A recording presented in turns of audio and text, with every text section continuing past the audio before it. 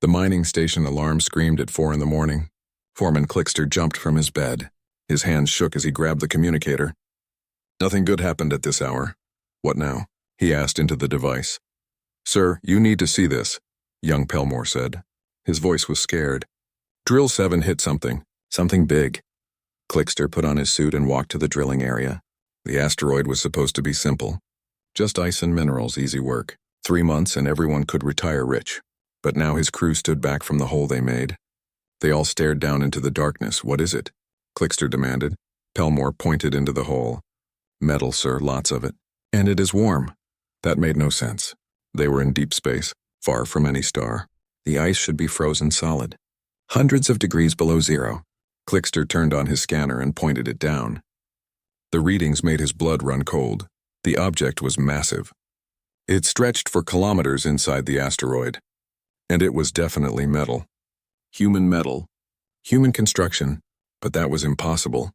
Humans had been locked away for 300 years. Trapped in their home system.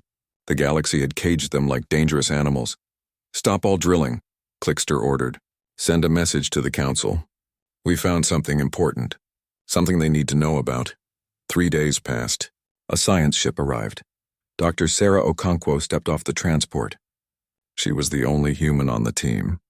The other scientists watched her. Some looked curious. Others looked suspicious. Sarah had spent her whole life trying to escape Earth. She had many degrees, ancient technology, old languages. When the council needed someone who could read human writing, they had no choice. They hired her, but they never let her forget she was human, a species the galaxy feared. Dr. Okonkwo, the lead scientist, nodded. His name was Javik. Your skills may help us here. Sarah followed the team down to the dig site. Workers had cleared away tons of ice. They revealed a section of hull plating. Even covered in frost, Sarah knew what it was. Her heart began to race. This is a warship, she said quietly. Human military design. From before the quarantine, Javik's feathers moved with interest.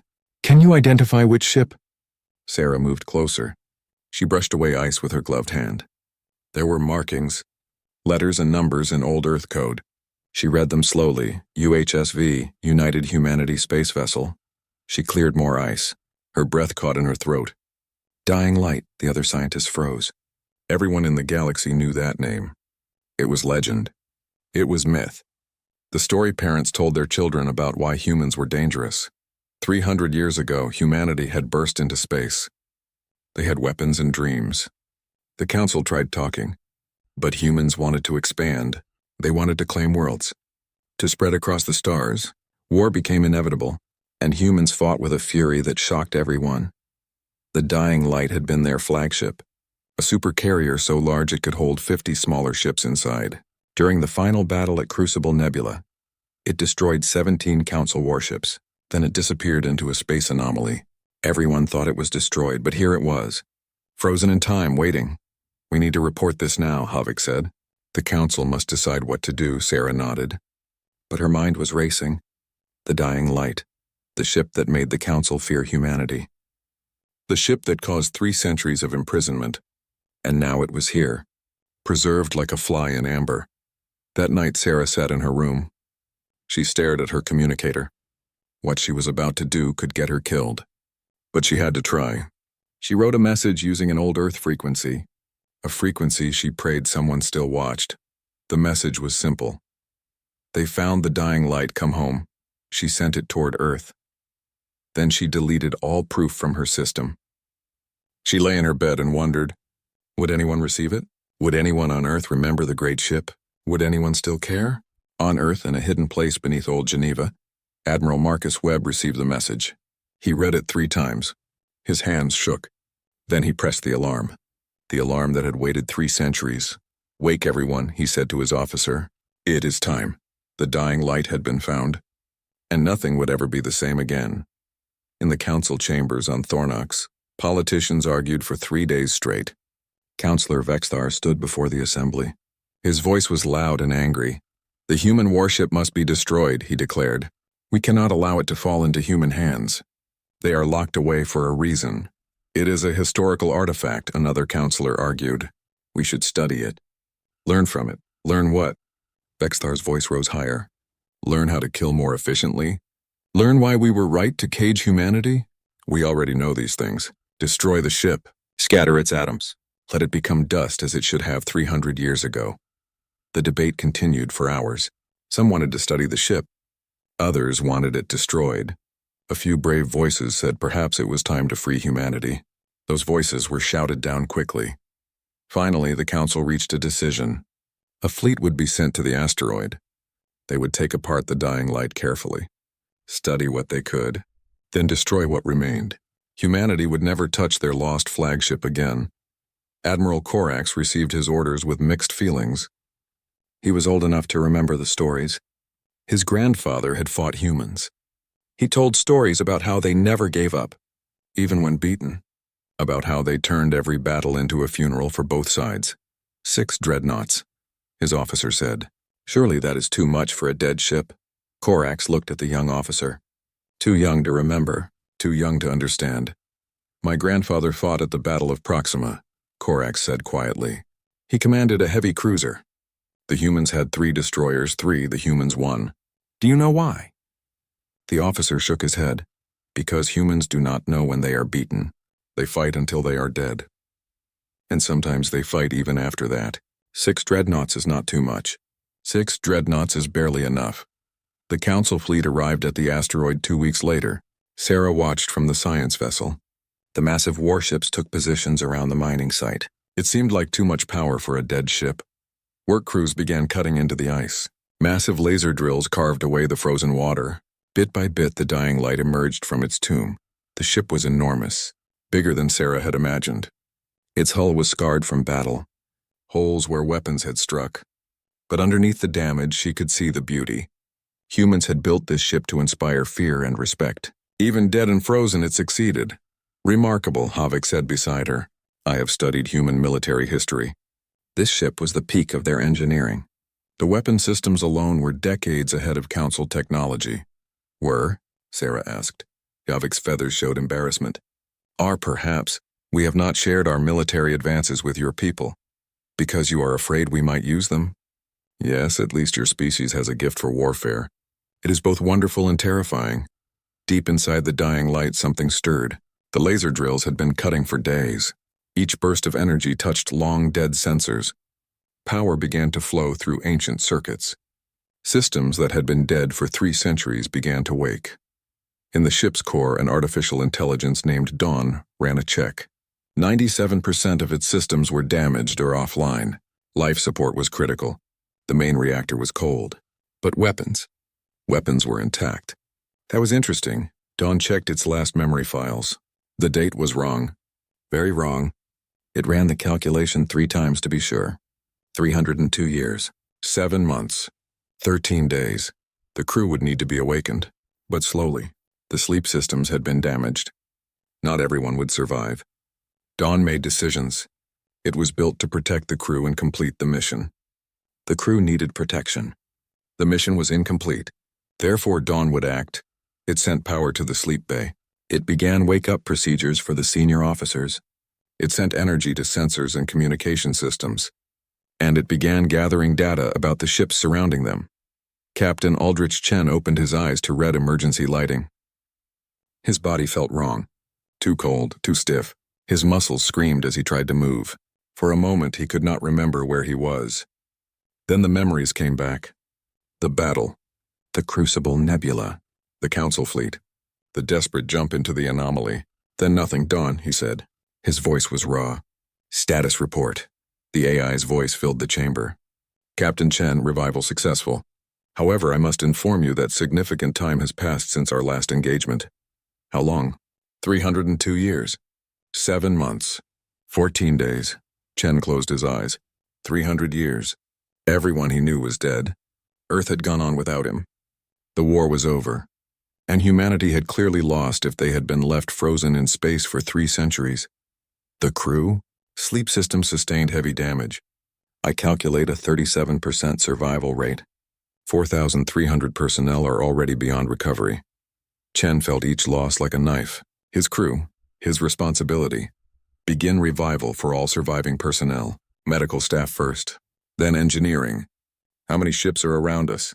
Sensors detect 6 large vessels. Council dreadnought design. Multiple smaller craft. We are surrounded.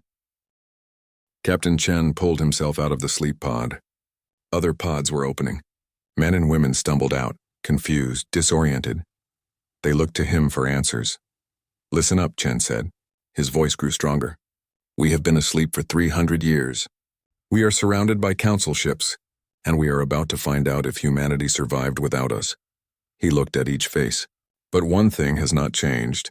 We are still the dying light, and we do not surrender. Get to your stations. Sarah was in her quarters when the first sign appeared. The lights on the dying light flickered on. Just for a second. A brief pulse of power running through dead systems. She sat up straight. Her heart pounding. It could not be. The ship had been dead for 3 centuries. But even as she thought it, she knew. Human ships were built with backup systems, built to survive, built to keep fighting even when they should be dead. She accessed the mining station sensors and pointed them at the dying light. Energy readings. Faint but growing stronger. Heat blooming in the engineering sections. And then impossible but clear. Life signs. Sarah grabbed her communicator, then stopped. Who would she tell? The council would panic. They would attack. But if she stayed silent and the ship powered up fully, people would die. She made her decision. She recorded everything her sensors were picking up. She attached a single word message, run. Then she sent it on all frequencies, hoping someone aboard the dying light would receive it. Hoping that after 300 years humans still recognized a warning. In the council fleet, Admiral Korax stared at his display in disbelief. Every sensor on his flagship was screaming alerts. The dying light was powering up. Reactor heat was rising. Weapon systems were coming online. His tactical officer looked at him with wide eyes. Sir, what are your orders? Korax thought about his grandfather's stories. About human determination. About how they never knew when they were beaten.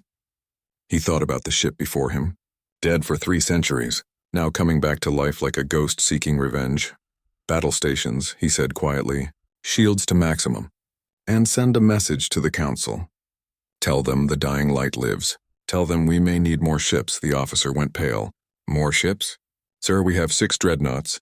Yes, Korax said, watching the dead ship's lights come on one by one. I hope it is enough. Captain Chen stood on the bridge of the dying light. He tried not to think about how many of his crew were dead. The revival process had been brutal. Medical teams worked around the clock. But 300 years of frozen sleep had damaged bodies beyond repair. Out of 40,000 crew members, only 8,000 survived. 8,000? It would have to be enough. Engineering reports main reactor at 15% and climbing, Lieutenant Morrison called out. She looked young. Too young. But then Chen remembered she was probably in her 50s now. They had all aged 3 centuries in their sleep. Life support? Patchy. We have atmosphere in about 40% of the ship. The rest is sealed off, Chen nodded. The dying light was living up to its name, but it was still alive, and that meant they had a chance. Dawn, what is our weapon status? The AI's calm voice filled the bridge. Magnetic accelerator cannons are functional at 67% capacity. Missile tubes are loaded, but launch systems require maintenance. Point defense systems are operational. Nuclear arsenal is intact. Of course it is, Chen muttered. Human weapons were built to last. Built to kill even after 300 years. What about the ships around us? 6 council dreadnoughts maintaining position at 5,000 kilometers. Multiple smaller vessels conducting excavation operations. They appear to be attempting to dismantle our outer hull. Chen felt anger rise in his chest. They were cutting up his ship. Treating the dying light like scrap metal, like it was already dead. Open a channel. All frequencies. Captain, are you certain? Morrison asked. Once we reveal we are alive, they are going to figure it out anyway. At least this way we control the story. Chen straightened his uniform, torn and stained from the sleep process. Open the channel. The communications officer nodded. Channel open, sir. Chen took a breath. The next words would change everything. Attention, Council Fleet.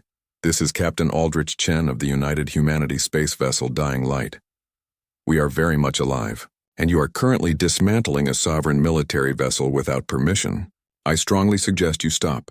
Silence filled the channel. Chen could imagine the chaos his words were causing on the council ships. A dead ship speaking. A captain who should have been dust 3 centuries ago making demands. Finally, a response came. This is Admiral Corax of the Council Defense Fleet. Captain Chen, you are ordered to stand down and prepare for boarding. Your vessel is in violation of the quarantine zone. And Admiral? Chen's voice was ice. We were here first. We have been here for 300 years. If anyone is in violation, it is you. He paused. Now I am going to give you one chance. Withdraw your ships. Leave us alone. And maybe we can all walk away from this. You are surrounded, Captain. You are damaged. You cannot possibly hope to. Chen cut the transmission. He looked at his tactical officer. Show them. The tactical officer grinned. It was not a pleasant expression. Yes, sir. Targeting solution locked. Firing magnetic accelerator cannon number 3. Deep in the dying light's wounded hull, ancient machinery came to life. Magnetic coils charged with power. A 200-ton slug of tungsten was loaded into the firing chamber. Mathematics older than most species in the galaxy calculated trajectory, speed, and impact. The cannon fired. The tungsten slug accelerated to 40% the speed of light in 3 seconds. It passed through the empty space between 2 Council dreadnoughts, missing each by less than 100 meters. The shockwave of its passage rattled both ships, shaking them like toys. Alarms screamed. Shields flickered and failed. The slug continued into deep space, carrying enough kinetic energy to shatter a moon. Admiral Corax watched his tactical display in horror. One demonstration shot had nearly crippled 2 of his ships. And the dying light had dozens of those cannons. Sir, damage reports coming in from Steadfast and Valiant. Shield generators offline. Hull stress across multiple sections. No casualties, but... I understand, Corax interrupted. He stared at the human warship. It looked dead. Broken. But it had just proven it still had teeth. Sharp teeth. He opened a private channel to Chen. That was well played, Captain. Not a game, Admiral. This is survival. We did not come back from 300 years of death to surrender. Now what do you want? Time. We need time to repair our ship. To figure out what happened to Earth. To understand this new galaxy we have woken up in. Chen's voice softened slightly. I do not want to fight you, Admiral. We have all had enough fighting. But I will if I must. Corax made a decision that would probably end his career. Withdraw all salvage teams. Pull back to 10,000 kilometers. But understand, Captain. My orders are to neutralize your vessel. I am buying you time. But the Council will send more ships. Ships I cannot hold back with words. I understand. Thank you, Admiral. The channel closed. 3 months passed in tense standoff. The Council fleet maintained position around the dying light, but they kept their distance. Admiral Corax had bought Chen time, but everyone knew it could not last forever. Chen used every moment. His crew worked day and night repairing the carrier, welding hull breaches, restoring systems that had been dead for centuries. The ship remained partially frozen, sections exposed to vacuum, life support failing in dozens of areas, but the weapons worked. The shields held, and slowly, the great carrier became dangerous again. Dr. Sarah Okonkwo had managed to reach the dying light. She flew a stolen shuttle before the Council could stop her. Now she helped bridge the gap between Chen's crew from the past and the galaxy of the present. It is strange, she told Chen one day. To them, the war ended yesterday. To us, it is ancient history. How do we reconcile that? Carefully, Chen replied. Very carefully. Meanwhile, Counselor Vexthar arrived at the asteroid on a fast ship. He watched the dying light with growing fear. We should have destroyed it immediately, he told Javik over the communication channel. Instead, we hesitated. And now we face a fully armed human warship. Not fully armed, Havik corrected. My sensors show the ship is badly damaged. Perhaps 30% combat effective. 30% of the dying light is still more dangerous than most ships at full capacity, Vexthar said bitterly. But something else worried Havik more. He had been monitoring human communication frequencies. There were coded messages being sent toward the Sol system. Earth's system. Humanity has been locked in their system for 3 centuries, Vexthar said when Javik shared his concern. What can they do? Havik pulled up data he had been studying. We assumed humanity remained primitive, without faster-than-light technology. But what if we were wrong? What if they have been building in secret? The dying light's existence proves humans can survive when we think them dead. What else have they survived? Vexthar was silent for a long moment. You think Earth is sending ships? I think we should prepare for that possibility. On Earth, the fleet had already launched 20 ships, small by Council standards, but armed with 3 centuries of human creativity and anger. They burned hard toward the Crucible Nebula, knowing they might arrive too late, knowing they might arrive only to die, but going anyway. Because that is what humans did. Aboard the lead ship, Admiral Webb recorded a message to Captain Chen. He had no way of knowing if Chen would receive it, no way of knowing if the dying light would still exist when they arrived, but he recorded it anyway. Captain Chen, this is Admiral Marcus Webb of the Earth Defense Fleet. We received word of your situation. We are coming. It will take us 6 months. But we are coming, hold on. Humanity has not forgotten you. We never forget our own. The message traveled through space at the speed of light. Chen received it 3 weeks later. He listened to Webb's words. And for the first time since waking, he smiled. Earth had not given up. Humanity had not been broken. They were coming home. And they were bringing weapons. Dawn, Chen said. How long can we hold out against the Council fleet if they attack? With current resources and damage, I estimate 17 minutes of combat effectiveness before catastrophic failure. 17 minutes. Chen nodded. Then we need to make sure we do not fight for 17 minutes. We need to make them afraid to fight us at all. How do you propose we accomplish this? Chen looked at the tactical display showing the Council ships. By doing what humans do best. By making them believe we are more dangerous than we actually are. By bluffing so hard they do not dare call it. Over the next days, the Dying Light ran constant weapons tests, firing targeting lasers at asteroids, charging magnetic cannons, cycling missile tubes. Each test was visible to Council sensors. Each test was a message. We are armed. We are dangerous. We are ready. Admiral Corax watched the demonstrations and felt his grandfather's warnings echo in his mind. Humans were most dangerous when cornered, and Captain Chen was very much cornered. Sir, the Council is sending reinforcements, his tactical officer reported. 4 more dreadnoughts. Arrival in 3 weeks. 10 dreadnoughts. Corax shook his head. They are escalating. This is becoming a war. Is that not what the Council wants? To finish what they started 300 years ago? Some of them, yes. Corax pulled up intelligence reports on Earth's quarantine zone. Reports that showed suspicious activity. Hidden construction. Energy signatures that did not match a primitive civilization. Others are about to learn that caging an enemy does not kill them. It just gives them time to sharpen their claws. Then came the day everything changed. Sensors across the system lit up with new contacts. Multiple ships dropping out of faster-than-light travel. Sir, we are detecting multiple signatures, Corax's tactical officer called out. Coming from the direction of Sol system. 20 contacts. Corax sat up straight. The human fleet. Yes, sir. They will be in range within the hour. Admiral Corax opened a channel to Chen. Captain, your reinforcements are arriving. I assume you are pleased. Chen's face on the screen showed exhaustion but also determination. Pleased that humanity remembered us. Yes, pleased that this is about to turn into a bloodbath. No, he paused. Admiral, I have gotten to know you these past months. You are an honorable being.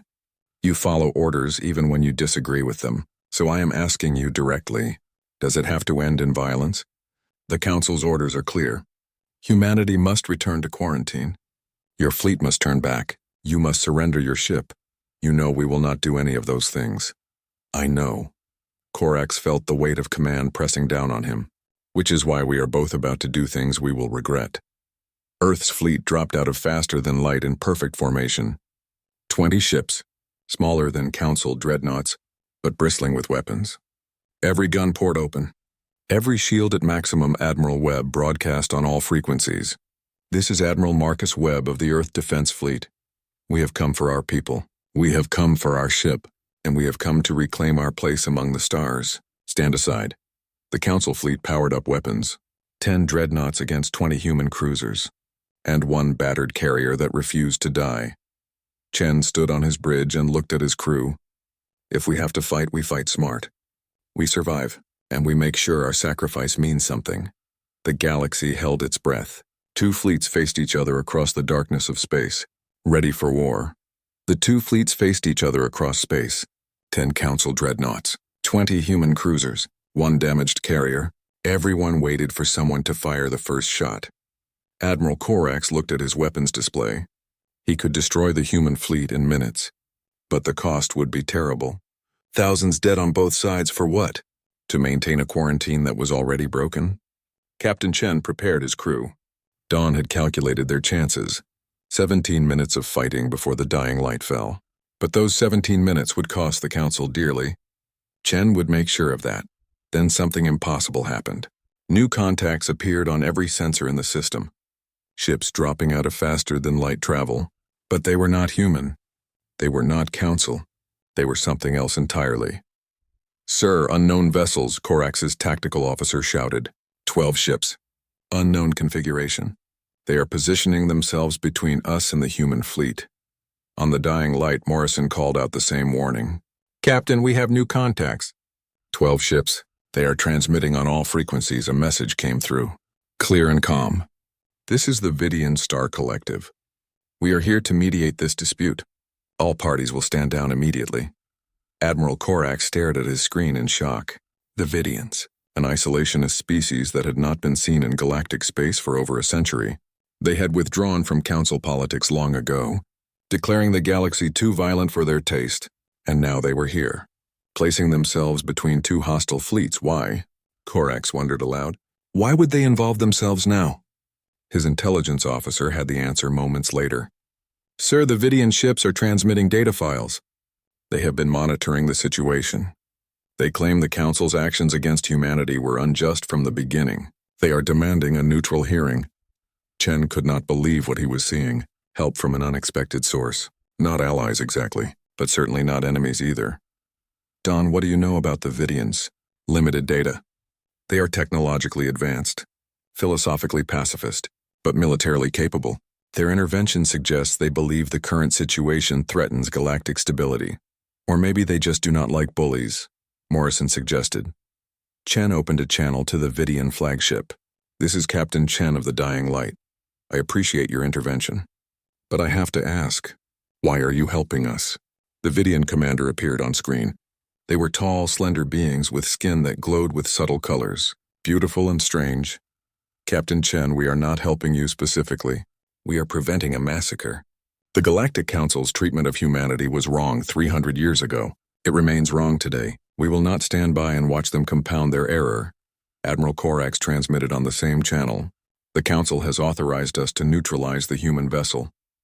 This is Council space. Council jurisdiction." "This is open space, Admiral," the Vidian commander replied calmly. "And we recognize no authority that condemns an entire species for wanting freedom. Stand down, or we will be forced to intervene." The standoff hung in the balance. 10 Council dreadnoughts, 20 human cruisers, 12 Vidian ships of unknown capability, and 1 battered carrier that refused to die. Corax looked at his tactical display. He thought about his grandfather's stories, about honor and duty, about knowing when to fight and when to stop. He thought about the thousands of lives that hung on his next decision. Finally, he made his choice. "Stand down. All ships hold fire." He looked at his tactical officer's shocked face. "Send a message to the Council. Tell them the situation has become more complicated. Tell them we need new orders." Chen let out a breath he did not know he had been holding. The immediate crisis had passed.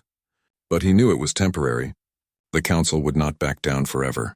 And when they returned with more ships, the real test would begin. But for now, they had time. Time to repair. Time to prepare. Time to prove that humanity deserved to be here. The Vidian commander spoke again. "Captain Chen, Admiral Corax, Admiral Webb. This battle will accomplish nothing except death. The Council fears humanity will seek revenge. Humanity seeks freedom. There must be a middle ground. The middle ground was rejected 3 centuries ago." Webb transmitted harshly. "We tried peace. We were answered with war and imprisonment. Then perhaps it is time to try again," the Vidian pressed. "With witnesses this time. With guarantees. With species like mine willing to enforce the terms." Councillor Vexthar's image appeared on the shared channel. He had been monitoring from Thornox. "The Council does not recognize your authority to mediate, Vidian. This is a Council matter. This is a galactic matter," the Vidian commander replied. "One that threatens to destabilize all our civilizations. Do you truly believe you can fight humanity again and win? Look at them. 20 ships against your mighty fleet. And they came anyway. Lock them in their system for another 3 centuries, and they will emerge with 200 ships. Then 2,000. When does it end? Vexthar started to reply but was cut off by another voice. A voice that surprised everyone. He is right. Admiral Korak spoke clearly. I have studied human history. They do not stay beaten. They do not give up. We can kill them, but we cannot break them, and trying will cost us more than we can afford. Are you suggesting we surrender to human demands? Vexthar sputtered. I am suggesting we stop making this worse. 300 years ago, we made a mistake. We can either admit it and move forward, or we can fight a war that will make the first one look like a minor skirmish. Silence filled the channel. Every ship in the system waited. Billions across the galaxy watched their screens, holding their breath. The future of human and alien relations hung in the balance. Then, Counselor Vexthar made a decision that surprised everyone, including himself. Stand down. All council ships stand down. His voice was heavy. I am ordering an emergency council session. We will discuss terms, Chen exhaled. Crisis averted, for now. But not everyone got the message. Or perhaps some chose not to hear it. 2 council cruisers, their captains young and eager, broke formation. They accelerated toward the dying light, weapons hot. Ready to claim glory, we have inbound hostiles, Morrison shouted. 2 cruisers. Weapons charging. Chen had no time to think, only to react. Dawn defensive fire. Disable them. The battle was not over yet. The dying light's point defense systems engaged instantly. Laser batteries designed to shoot down missiles tracked the approaching cruisers and fired. Brilliant beams of light crossed space in milliseconds. One cruiser took hits across its bow. Shields collapsed. Engines flared out. It tumbled away, disabled but intact. The crew would survive. The second cruiser fired back. Plasma bolts hammered into the dying light's weakened shields. Alarm screamed across the bridge. Shields at 40%, Morrison called out. Return fire, Chen ordered. Magnetic cannon. Minimal charge. I want that ship disabled, not destroyed. The cannon fired. The tungsten slug, fired at only 20% power, struck the cruiser's engineering section. The ship's spine broke. Atmosphere vented into space. It began to drift, powerless, but it had done damage. The dying light's shields flickered and failed. Hull plating, already weakened from centuries of ice, cracked open. Section 7 lost pressure. 20 crew members died before emergency bulkheads sealed. Chen felt each death like a personal wound. His people. His responsibility. Get damage control teams to Section 7. Dawn, shield status. Shields offline. Repairs will take 6 hours minimum. 6 hours. 6 hours exposed and vulnerable. Chen looked at the tactical display. The council fleet was standing down. But all it would take was one more attack. One more captain looking for glory. And the dying light would die for real this time. Admiral Webb saw the same situation. He made his decision instantly. All ships defensive formation around the dying light. If anyone wants to finish them off, they go through us first. Earth's fleet moved to surround the damaged carrier, small ships protecting their legendary ancestor. It was brave. It was also tactically foolish. If the Council fleet attacked now, they could destroy everyone. Admiral Korax watched the human ships move into position. He felt something unexpected. Respect. They knew they were outgunned. They knew they would probably die. But they moved anyway, placing themselves between danger and their comrades. That was courage. True courage, sir, his tactical officer said quietly. We have a clean shot. All of them. We could end this right now. Yes, Korax agreed. We could kill them all. And then what? Earth would send more ships. We would have to destroy their entire planet to make sure humanity died. Could you do that? Could you order the death of an entire species? The tactical officer was young but not stupid. No, sir. I could not. Neither could I. Korax made a decision that would define the rest of his life. Communications, open a channel to all ships. Council fleet, Earth fleet, Vidian ships, everyone. When the channel opened, Korax stood from his command chair. My grandfather fought at Proxima. He told me stories about facing humans in battle. He said they were the most terrifying and most honorable enemy he ever faced. Today I understand what he meant. He paused, choosing his words carefully. 300 years ago, we defeated humanity in battle, but we did not break them. We just taught them to hate us. I will not pass that lesson to another generation. I will not start a war that will consume the galaxy for the next 3 centuries. Korax looked at his bridge crew. By the authority vested in me as Fleet Admiral, I am ordering all Council ships to lower their battle flags. The bridge erupted in shock. Sir, you cannot. I can and I am. The battle flag is lowered in respect to a worthy opponent. It acknowledges courage and honor. And if there is one thing these humans have shown, it is courage and honor. He looked directly at Chen's face on his screen. Captain Chen, the Council fleet salutes you. Across the Council fleet, battle flags slowly lowered. It was the highest honor one military force could give another, an acknowledgement of equality, of respect earned through combat. Chen stared at his screen in disbelief. He had expected death. Instead, he was receiving honor from his enemy. Admiral, I do not know what to say. Say nothing. Just survive. You have earned that much. On ships across the galaxy, military personnel watched the footage. Species that remembered fighting humanity began doing the same. Not in surrender. In respect. Battle flags lowered across 100 worlds. On the Kryn homeworld, old warriors lowered their banners. On Thornox, the planetary defense fleet followed suit. Soldiers and sailors across the galaxy acknowledged that humanity had earned something, the right to exist as equals. Counselor Vexthar watched from his chambers. The political ground shifted beneath him. He had wanted humanity destroyed. Now the galaxy was honoring them. The quarantine was over. Whether the Council officially ended it or not, humanity was back. Perhaps, he said quietly to himself, we should have tried talking to them before we tried killing them. Weeks passed. The Council held emergency sessions. Debates raged. But the momentum had shifted. The Vidians made their position clear. Humanity would be granted full Council membership, or the Vidians would withdraw and form an alliance with Earth. That threat changed everything. The Vidians were too powerful to lose. Finally, the vote came. 31 in favor of ending the quarantine, 16 against, 3 abstentions. Humanity would be granted provisional Council membership, full status pending a 5-year evaluation period. They could trade freely, travel freely, settle new worlds. The dying light would be decommissioned, but not destroyed. She would become a memorial, a museum, a reminder of what happened and why it must never happen again. 3 months later, the ceremony was held. Ships from across the galaxy gathered in Earth orbit. Captain Chen stood on a platform visible to all. 300 years ago, Chen began, humanity came to the stars with hope. We were met with fear and violence. The dying light was built to fight. She did her job well. Too well, perhaps. He looked at the gathered ships. Today we retire the dying light from active service. But we do not destroy her. She becomes a memorial. A reminder. She will teach our children about the cost of war and the value of peace. Chen looked at Admiral Korax. And she will honor those who had the courage to choose peace over revenge. One by one, ships throughout the formation lowered their battle flags.